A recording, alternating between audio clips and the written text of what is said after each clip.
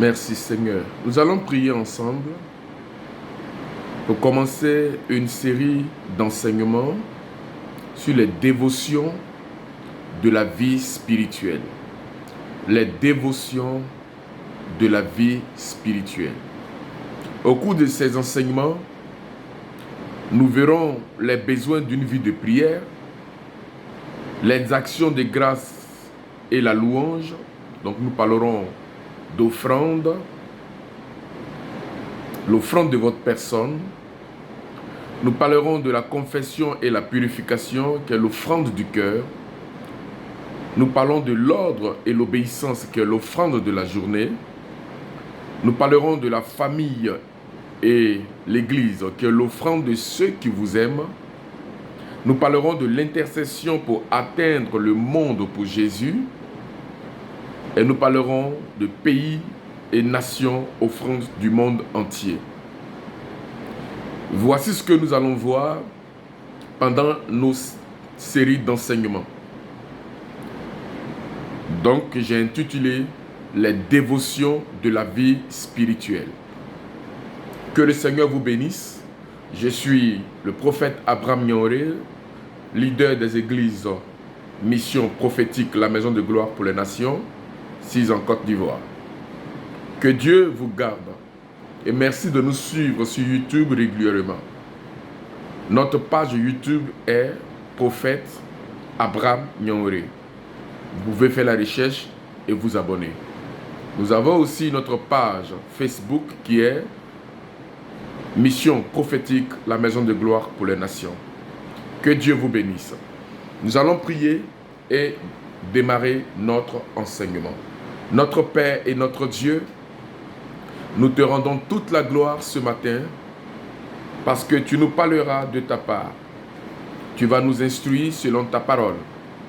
Nous allons étudier avec nos amis des réseaux sociaux, nos amis de YouTube, nos amis de Facebook, nos amis d'Instagram et partout, de WhatsApp. Étudier cet enseignement, faire cette série d'enseignements. Je te prie, au nom de Jésus-Christ, de sanctifier tout ce que nous allons dire par ta parole puissante. Au nom de Jésus-Christ que nous avons prié. Amen. Que Dieu vous bénisse encore.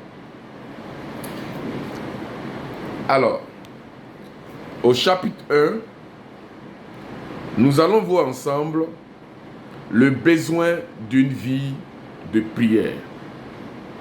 Le besoin d'une vie de prière. Si vous avez des besoins, ou bien si vous avez un besoin de prière, je pense que cette série d'enseignements vous appartiendra. Que Dieu vous garde. En introduction, récemment, le Seigneur m'a parlé très sérieusement concernant une partie très importante de notre marche quotidienne. Avec Dieu, bien sûr. Le Seigneur m'a révélé à 3 reprises pendant la même semaine. Pendant la même semaine, à 3 reprises, pour me parler d'un grand vide dans ma vie. Il m'a parlé comme un père parle à son fils. Il était très gentil et direct avec son conseil. Il était très doux pendant qu'il me parlait. Pour ce vide qui se trouvait en moi, il m'a instruit sur le besoin d'une vie de prière. Je suis toujours reconnaissant pour la direction du Seigneur et sa discipline. Je désire entendre la voix de Dieu. Alléluia. Et lui obéir. J'ai soigneusement écrit tout ce qu'il m'a mis sur le cœur. Car je me suis rendu compte que son conseil n'était pas seulement important pour moi, mais pour tous ceux qui allaient sur cette série d'enseignements. pour tous ceux qui avaient et qui ressentaient un vide dans le cœur. Tu ressens certainement un vide dans ton cœur. C'est à toi que je vais parler maintenant. Dieu veut te parler. Alléluia.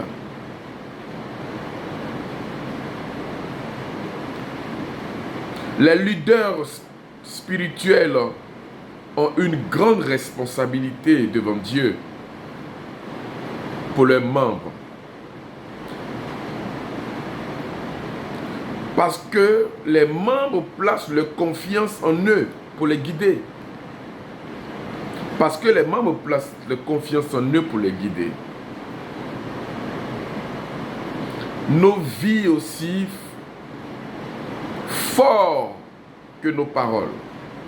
Et le troupeau aussi fort que nos paroles. Et le troupeau de Dieu observera, écoutera, suivra l'exemple de leur berger. Nous qui sommes leaders des églises, nous ne pouvons pas conduire nos personnes au-delà de notre propre communion avec Dieu. Ça veut dire quoi? Ça veut dire que nous ne pouvons pas amener les gens à exceller tant que nous-mêmes nous n'excellons pas dans la prière. Nous ne pouvons pas amener nos chrétiens à grandir tant que nous-mêmes nous ne grandissons pas. C'est-à-dire le niveau de ma croissance sera le niveau de la croissance de mes enfants spirituels.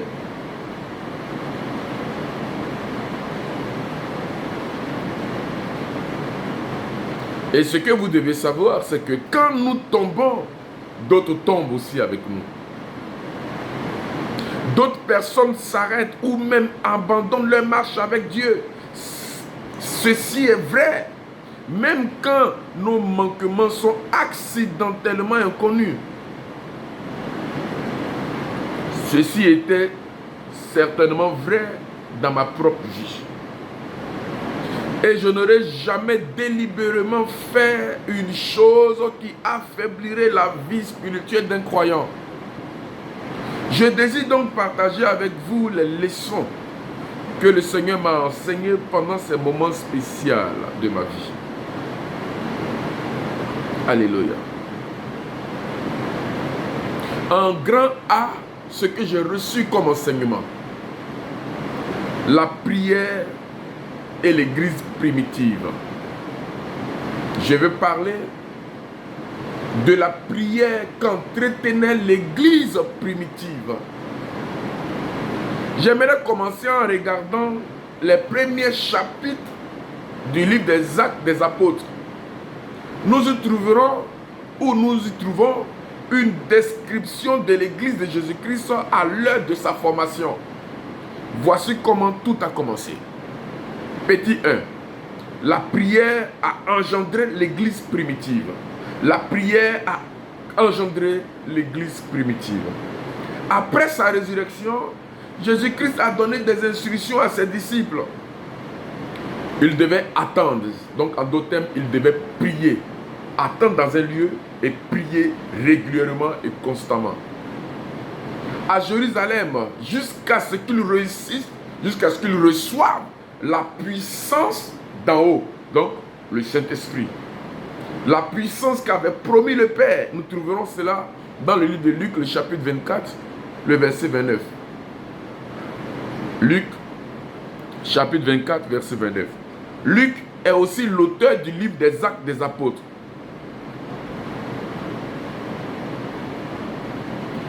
Après avoir dit cela, il fut enlevé pendant qu'il le regardait et une nuée les déroba de les yeux.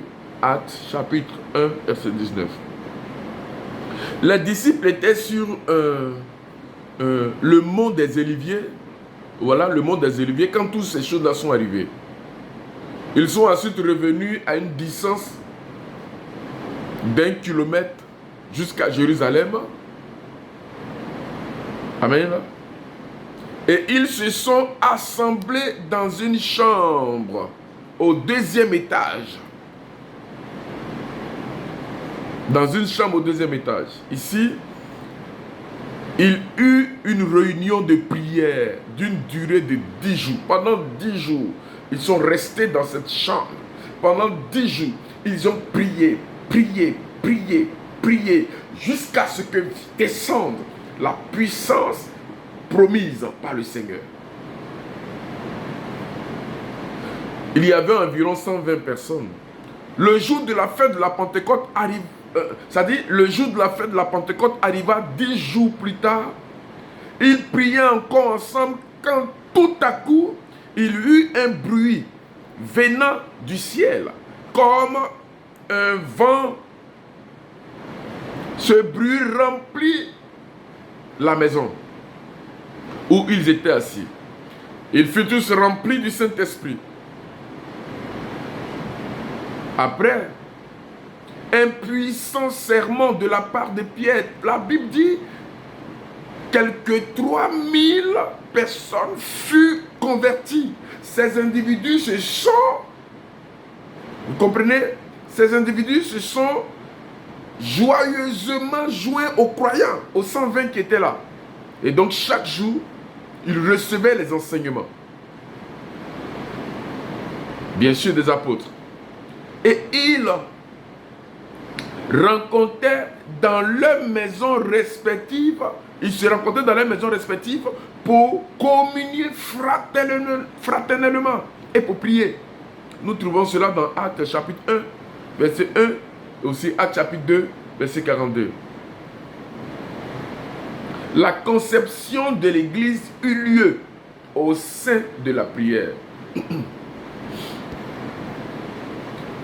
La conception, c'est-à-dire l'Église a été créée au sein de la prière. La conception de l'Église. La naissance de l'Église. 10 jours de prière pour que l'Église naisse. Ils sont restés ensemble. La Bible ne nous disait pas qu'ils jeûnaient. La Bible nous disait simplement qu'ils priaient. Ils étaient dans la chambre haute pendant 10 jours et ils ont prié pendant ces 10 jours. Et après ces 10 jours, l'Esprit est descendu le jour de la Pentecôte et l'Église est née. Pierre est sorti, a prêché et quelques 3000 personnes joyeusement remplies ont accepté Jésus-Christ. Le besoin d'une vie de prière. L'Église a besoin de prière. L'Église doit prier. L'Église doit prier. L'Église doit parler à Jésus-Christ. Le besoin d'une vie de prière. Chaque jour, il recevait des enseignements des apôtres. Et ils se rencontraient dans les maisons respectives pour la communion fraternelle. Donc je disais que la conception de l'Église a eu lieu au sein de la prière, 10 jours de prière. On produit la venue du Saint-Esprit. Et comme par miracle encore, plus de 3000 nouvelles personnes se sont données au Seigneur. Alléluia. Nous devons prier chaque jour. Nous devons chercher la face de Dieu chaque jour. En petit 2, le grand 1 que nous avons vu, c'était la prière a engendré l'église primitive. 10 jours de prière.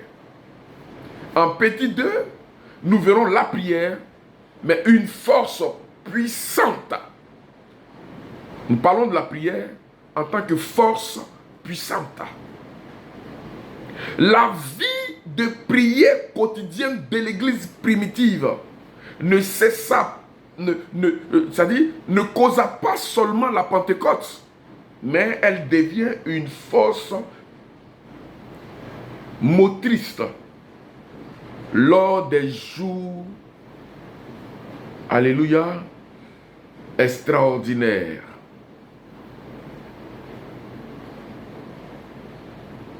Gloire à Dieu.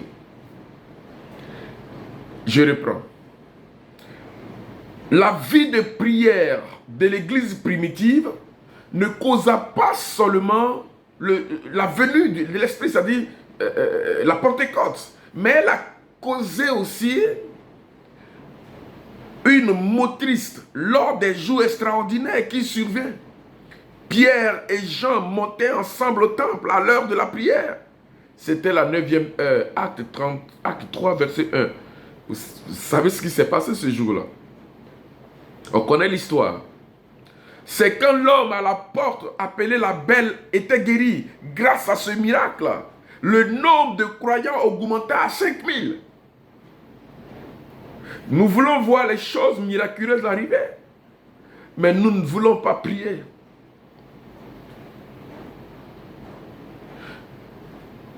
Cependant, les dirigeants n'étaient pas contents et ils emprisonnaient Pierre et Jean.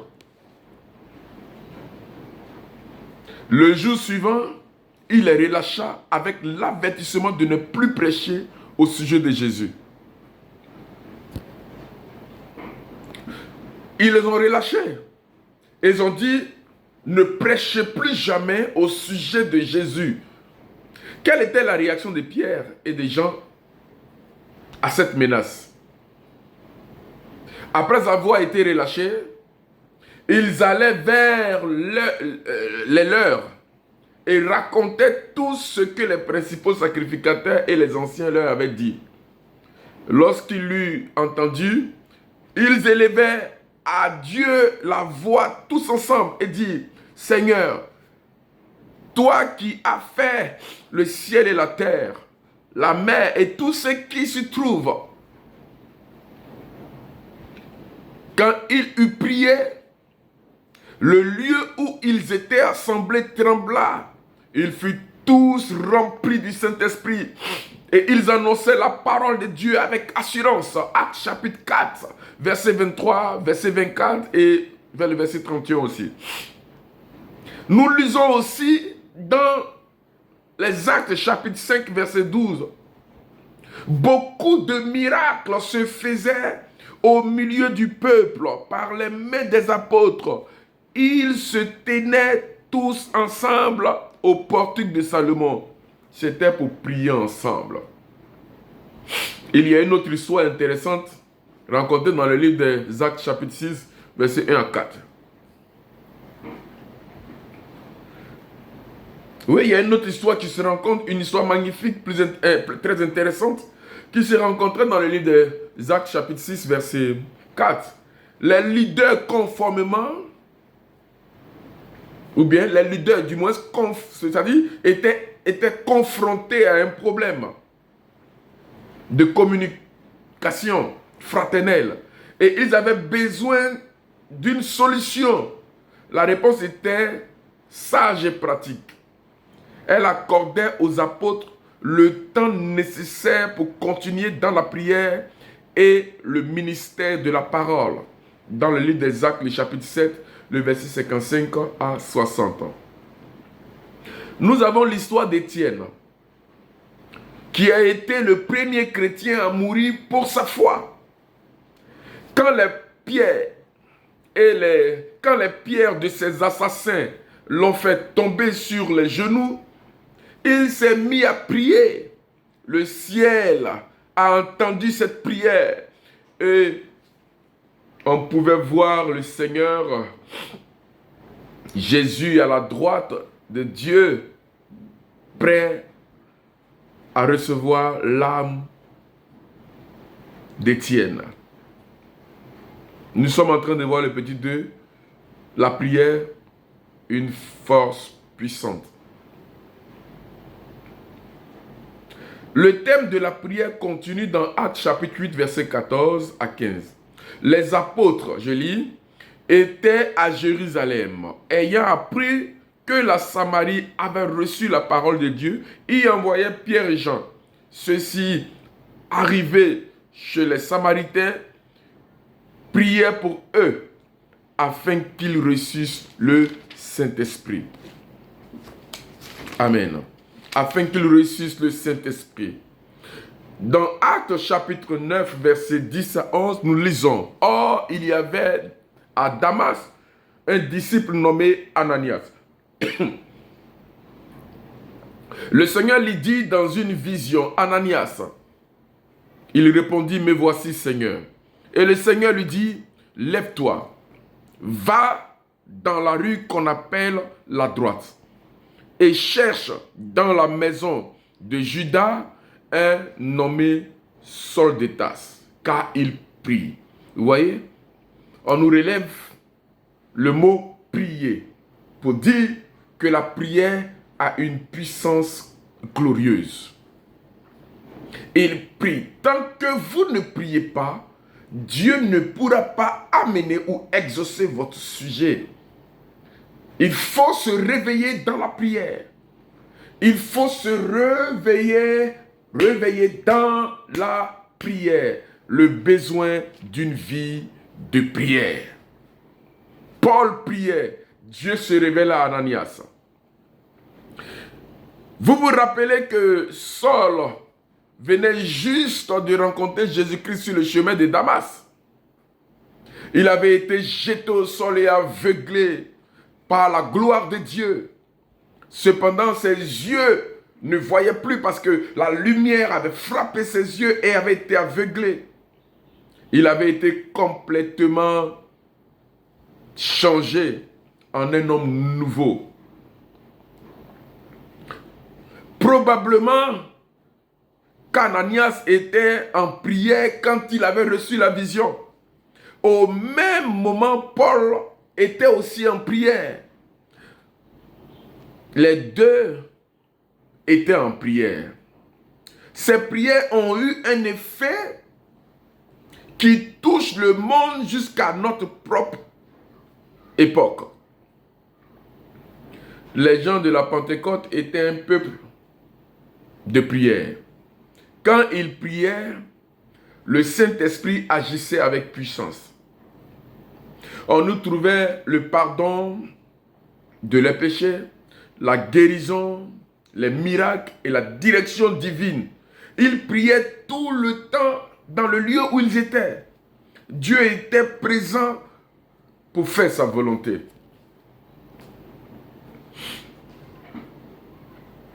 Peut-être que vous pensez que le livre des Actes des Apôtres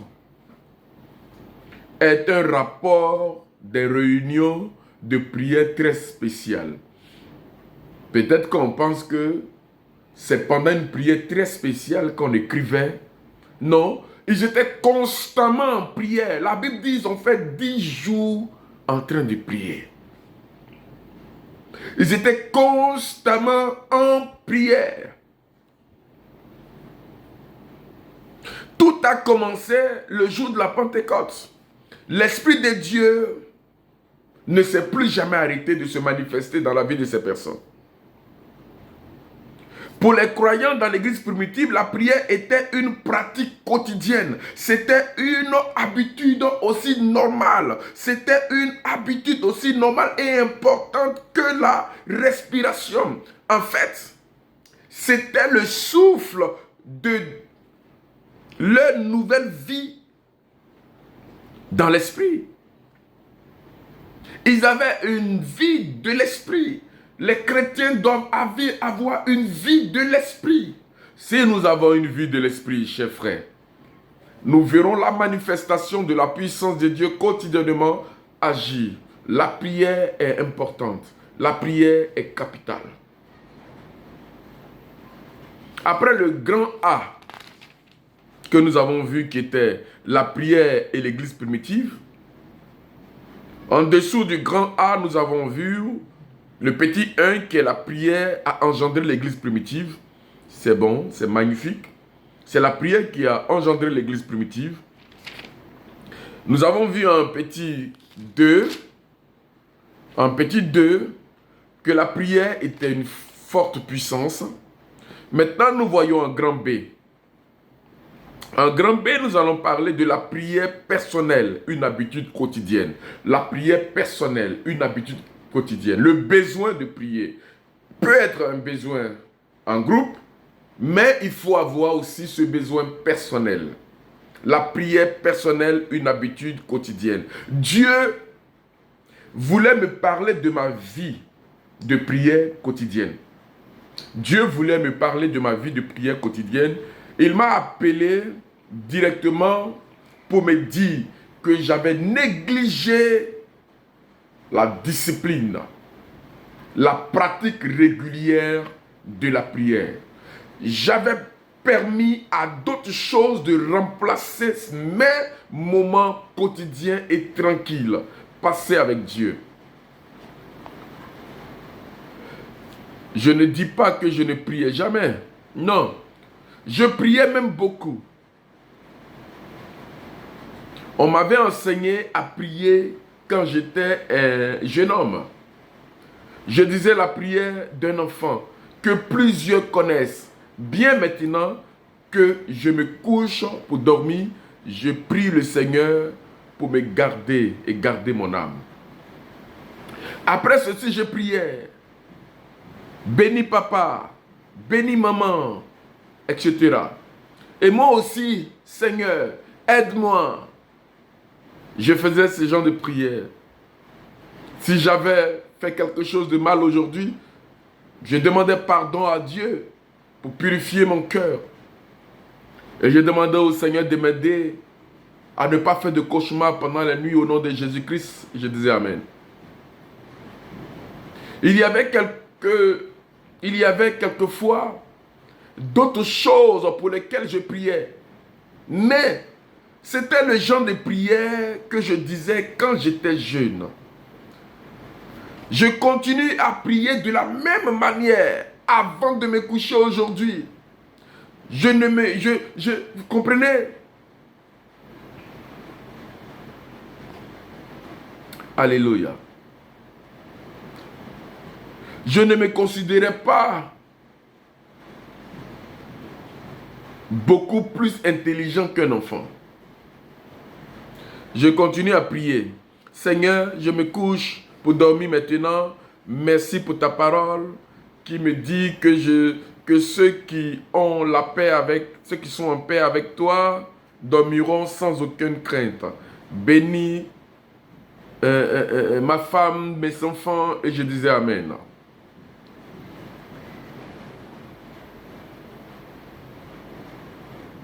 Alléluia. Vous comprenez ça? Combien de leaders chrétiens aujourd'hui, combien de chrétiens aujourd'hui, combien d'enfants de Jésus aujourd'hui prient? Combien d'enfants de Jésus aujourd'hui se consacrent à la prière? Je ne vais pas parler de ces prières que nous avons pour habitude de faire quand nous voulons dormir, quand nous voulons manger, quand nous voulons sortir. Je parle de ces prières qu'on appelle la profondeur, l'intimité. Je parle de ces prières qu'on appelle la force de Dieu, où nous prions pendant des heures, où nous parlons à Dieu, où nous communions avec Dieu, où nous passons toute une journée à parler à Yahvé, à Jésus-Christ. Combien sommes-nous qui le faisons aujourd'hui? Donc ce vide s'est créé en nous. Rien ne se manifeste dans nos ministères. Nos églises nos ministères sont devenus fades. Il n'y a plus rien maintenant. Comprenez, qu'est-ce qui produit maintenant? Qu'est-ce que nos ministères produisent maintenant? Qu'est-ce que ma vie produit maintenant? Est-ce que je suis une source de bénédiction? Est-ce que j'apporte la vie?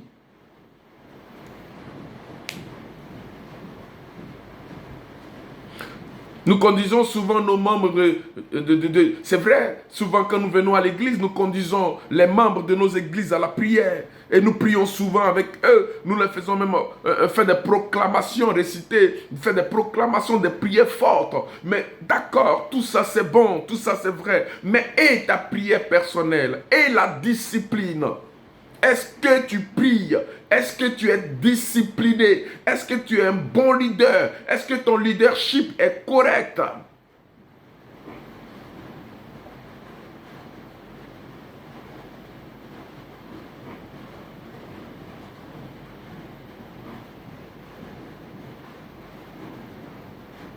Alléluia.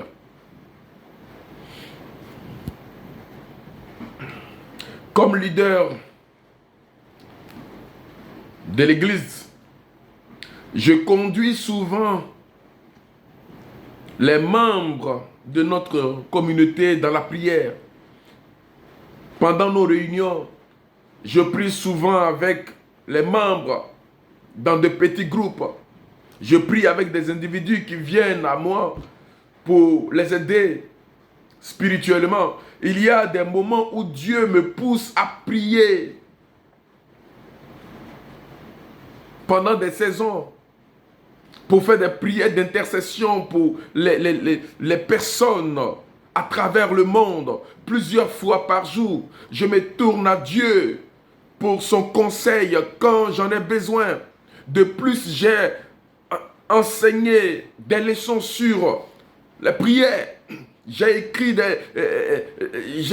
souvent écrit des petits traités de prière, des petites brochures de prière.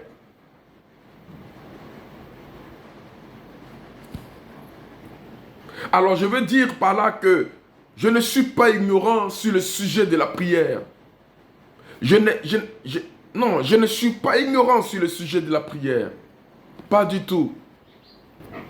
Alors ce que je veux dire, c'est que non seulement je ne suis pas ignorant sur le sujet de la prière, mais j'avais perdu cette discipline. J'avais perdu cette discipline. La prière n'était plus au quotidien. Pourtant, j'enseignais sur la prière. Je conduisais des groupes de prière. J'instruisais sur la prière. Mais moi-même, ma prière personnelle, cette habitude quotidienne avait disparu. Je ne priais plus comme il faut. Alors, il y a des résultats qui n'y étaient plus. Je ne les produisais plus, ces résultats-là. Donc, j'avais commencé à constater des manquements dans ma vie de prière. La discipline avait disparu. Le Seigneur me demande de partager cela avec vous. Nous devons reprendre nos vies de prière. Petit 1. Pendant combien de temps dois-je prier? La première question qui entre dans mes pensées, ou bien dans la pensée de plusieurs, est la durée de leur temps de prière. Combien de temps est-ce que nous devons prier? Est-ce que nous devons prier pendant des heures pour que le Seigneur soit content de nous? Je vais vous donner une règle tout de suite. Ne mettez pas une règle. Je vais vous donner une règle tout de suite. Ne mettez pas une limite spécifique, car elle assurera votre défaite dès le début. Si vous dites, je vais prier pendant 1 heure de temps chaque jour, vous allez échouer. Parce que vous n'allez pas pouvoir respecter cette discipline.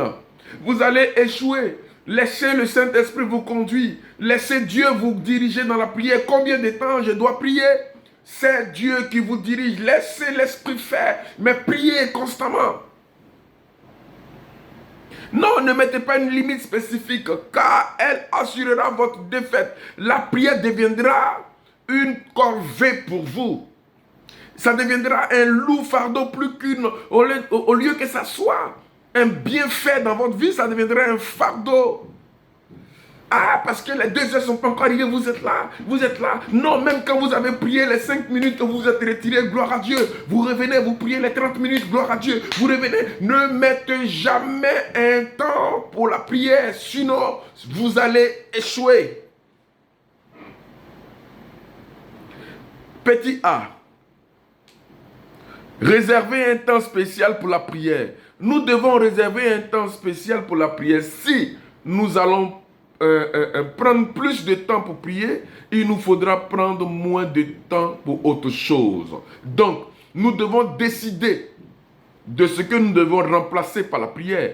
La majorité d'entre nous, vous voyez, la majorité d'entre nous prend du temps chaque soir pour des choses qui ne sont pas nécessaires. Par exemple, écouter la radio, regarder la télévision, se jeter dans les réseaux sociaux. Ça prend du temps. Alors qu'est-ce que Dieu veut? Remplacer ce temps-là par la prière. Remplacer cela par la prière. Amen. Il faut remplacer cela par la prière. Donc, il n'y a pas de temps. à réserver pour les prières. Non, ne faites pas cela, sinon ça va devenir une corvée. Si vous dites que je prie, je vais prier 2 heures de temps tout à l'heure, ça deviendra une corvée. Vous vous fatiguerez. Asseyez-vous, lisez votre Bible, priez, priez, priez. Quand vous sentez le besoin de vous lever, levez-vous, sortez de votre chambre. Quand vous sentez le besoin de prier, revenez, ouvrez votre Bible, lisez, priez, priez, priez beaucoup. Mais ne fixez pas de temps. Le temps que vous avez fixé a été entendu par Satan. Il vous embêtera pour vous empêcher de prier. Alléluia. Donc, pour pouvoir prier, il faut que vous preniez déjà les décisions d'abandonner ce qui vous prend plus de temps. Vous voyez, il y a des choses qui nous prennent plus de temps, comme j'ai cité par exemple tout à l'heure, les réseaux sociaux, etc. Ce qui vous prend plus de temps, les papotages, les causeries inutiles, ça prend plus de temps. Mais priez, revenez à la prière. En petit 2, nous allons voir la prière, la communion avec Jésus. La prière est la communion avec Jésus. Amen. La communion est la communion. La communion est la prière est la communion avec Jésus. Voilà, la prière est la communion avec Jésus. Vous savez, c'est cela. La prière, la communion avec Jésus. Mais il faut une certaine volonté pour commencer ce programme. C'est-à-dire pour commencer à communier avec Jésus. Il vous faut une certaine volonté. Il faut faire une décision. Une fois que vous avez cette habitude-là, la chose devient une part naturelle de votre vie. Parce que vous avez pris, au départ, ça va pas être facile. Hein? Vous êtes habitué à être dans le portable constamment, à être à la télévision constamment, à causer constamment. Donc, si vous voulez revenir, par exemple, avoir une communion avec le Saint-Esprit ou avec une communion avec Jésus, ça va vous fatiguer au départ. Mais vous devez faire, c'est-à-dire, vous devez pratiquer cela quotidiennement pour que ça devienne une habitude. Quand ça devient une habitude, ça devient naturel. Et quand ça devient naturel, vous êtes libre. Le Saint-Esprit vous parle. D'autres se réveillent à 3 heures du matin, d'autres c'est, je ne sais pas, chacun à son heure. Mais ça devient naturel. Amen. Voilà, quand ça devient naturel, c'est bon. Nous savons et ressentons qu'une chose nous manque. Quand ça devient naturel, nous saurons tout de suite qu'il y a quelque chose qui nous manque. Et cette chose-là, c'est notre communion. L'heure est arrivée. Souvent, quand vous avez l'habitude de vous réveiller à 4 heures ou à 5 heures, vous sentez que le Saint-Esprit vous réveille. Un ange vient vous taper. Moi, c'est comme ça. On vient, on me tape, on dit c'est l'heure de la prière. Lève-toi. On dit même mon nom. Lève-toi, lève-toi. Prophète Abraham, il est l'heure de la prière. Et puis nous nous levons et nous prions. Pourquoi? Parce que nous nous sommes exercés à cela, comme le dit dans le livre d'Éphésiens. Exercez-vous à cela. Nous nous sommes exercés à cela. Nous nous sommes exercés à cela et cela arrive. Vous savez, quand vous priez, votre esprit s'ouvre. L'esprit vous parle. Vous regardez la vie de quelqu'un, Dieu vous communique sa vie. Les choses se font facilement. Vous imposez la main à un malade, il guérit. Tout se fait facilement. Ah, comment ça aide l'audience de l'âge. Donc, nous devons le faire. Et cela doit devenir une dévotion personnelle. Une dévotion personnelle. Donc, chaque fois, nous communions avec Dieu. Chaque fois, nous communions avec Dieu. Et si nous ne le faisons pas, nous saurons qu'il y a une chose qui nous manque. C'est comme quelqu'un qui a l'habitude de manger à midi, qui ne mange pas. Il a faim tout de suite. Il court à la nourriture. Ce sera pareil. C'est comme ça. Quand vous avez la prière et quand vous communiez avec Dieu, quand vous vous habituez à ça, cela devient naturel. Et naturellement, vous le faites. Ce n'est plus une corvée. Ce n'est plus des choses que vous vous êtes soumis et imposées. C'est devenu naturel. Donc, vous le faites naturellement. Donc, quand vous ne le faites pas, l'envie et le désir tout de suite se rapprochent de vous. Gloire à Dieu. Est-ce que vous comprenez cela? Jésus est Seigneur. Cependant, il est vrai que certaines choses peuvent être évitées et d'autres plus faciles à faire. Gloire à Dieu. Gloire à Dieu. Nous allons voir maintenant le grand C. C'est là que nous allons terminer, c'est le dernier point. Le grand C, nous avons vu le point A, le point B et le point C. Le grand C dit quoi? Le grand C dit un programme pour la prière quotidienne. Un programme pour la prière quotidienne. Je crois qu'il y a 6 choses importantes qui doivent faire partie de nos prières quotidiennes. Chaque matin, Elles sont la fondation pour booster notre prière. Le 1, c'est les actions de grâce, la louange, l'offrande de votre personne. Le 2, c'est la confession et la purification, l'offrande de votre cœur. Le 3, c'est l'ordre et l'obéissance, c'est-à-dire l'offrande de votre journée. Abandonnez par exemple votre journée à Dieu, montrez votre besoin, demandez une direction spécifique, obéissez aux instructions. Le 4, c'est la famille et l'église, l'offrande de ceux qui aiment Dieu. Normalement, les membres de votre famille, vous devez prier chaque jour. Inclus les membres de votre famille, la grande famille, dans vos prières. Le 5, c'est intercéder pour atteindre le monde pour Jésus. Une église normale, une église modèle pour la prière et mission. C'est-à-dire des problèmes de prière, de mauvaises motivations, de mauvaises habitudes et méthodes. Nous devons faire ces choses-là. Le 6, c'est pays et nations, l'offrande du monde entier. Nous devons intercéder pour les nations, intercéder pour les évangélistes, le combat spirituel pour l'évangélisation. Voici ces choses que nous devons faire. Gloire à Dieu.